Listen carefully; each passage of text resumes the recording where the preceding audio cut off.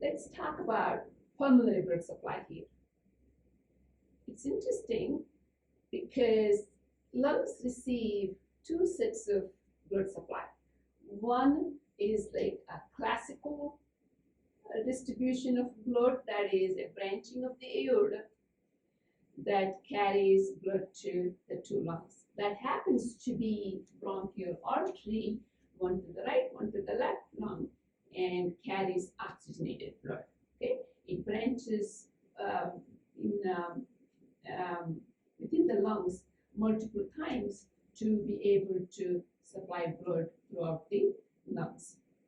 The second blood supply is a unique one. Okay, this is from the right ventricle, pulmonary arteries, carrying deoxygenated blood to the lungs via pulmonary arteries. Okay, they branch off within the lungs multiple times, become pulmonary capillaries, and the purpose here is to exchange gases, get rid of CO2 and load with oxygen.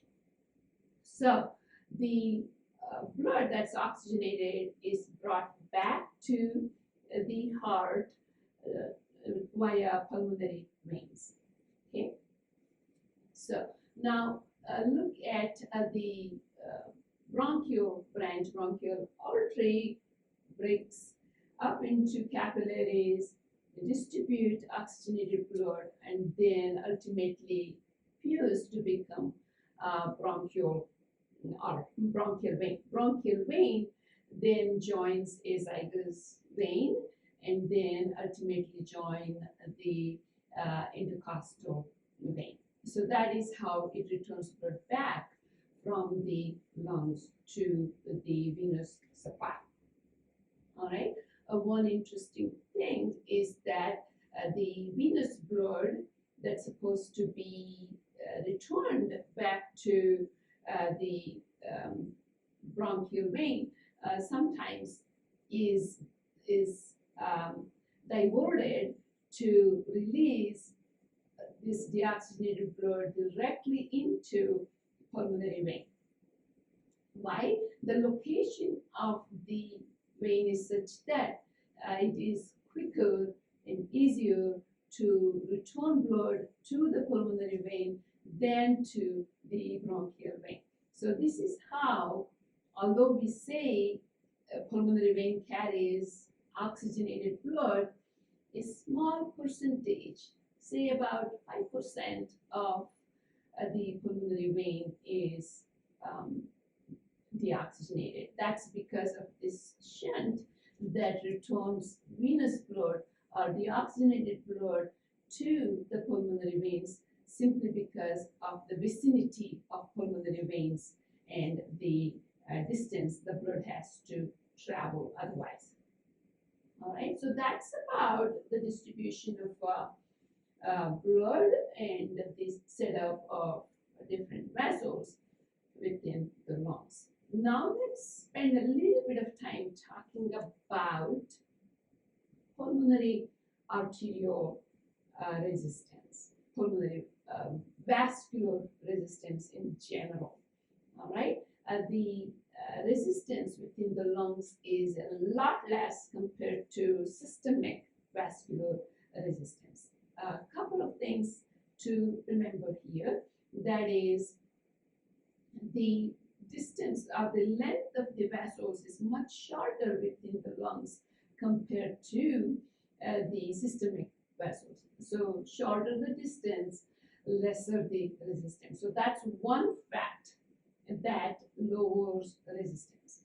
And unlike in the systemic vessels, where resistance is greater among muscular arteries and arterioles, in the pulmonary vessels, the resistance is more or less the same throughout the vasculature, whether it's arteries, capillaries, or veins, they all have the same resistance.